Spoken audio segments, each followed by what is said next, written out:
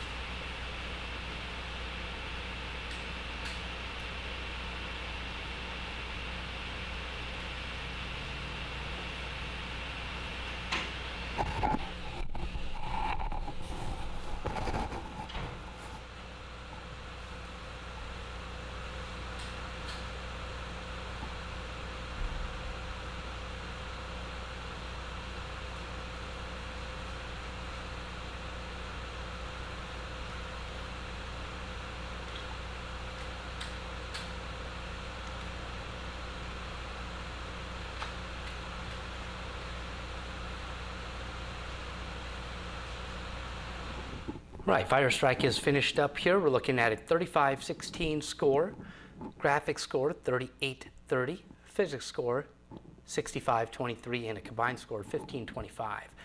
One more reminder, it's the GTX 860M with 2 gig. Let's take a look at hardware monitor here.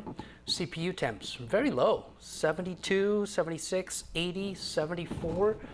So for CPU temperatures, those are very low temperatures there. Let's take a look at what the GPU says.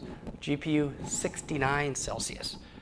Again, very low. So I'm very impressed with the temperatures of the CPU and the GPU that we have here. As you can see, they're both being used on there, so it's not any type of false read, I wouldn't think. Very low temperatures. Right, we ran Ice Storm as well.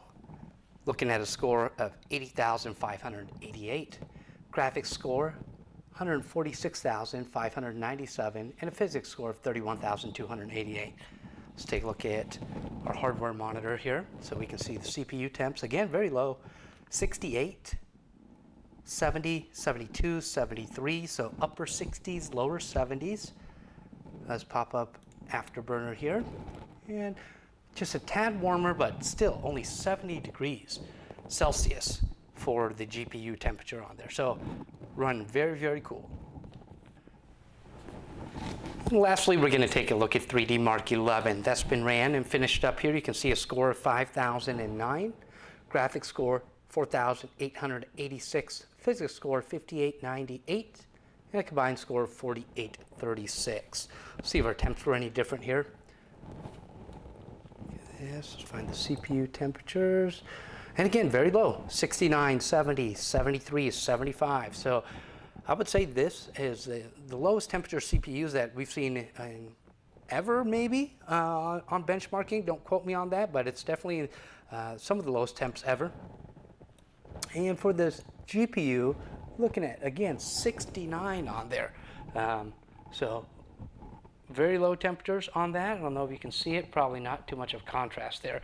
But 69 for the GPU, very low GPU scores too. So overall, the numbers are right where we want them to be, and the temperatures are much lower than we see. So good gaming performance, good cooling on there. That's about the most you can ask for. Ran Crystal Disk Mark, so you can see the read-write speeds of the hard drive in there. Again, it is just a regular 1 terabyte hard drive on there. So we have a read speed of 106 megabytes per second, write of 98 megabytes per second. If you are familiar with SSDs, you know those can go up to 550 or 500 megabyte per second, so quite a lot faster. Those speeds don't really reflect the 8 gig of SSD hybrid that's in there though. So your commonly used programs and Windows boot up times are going to be a little bit faster than that, but that is just your read-write time of your typical hard drive.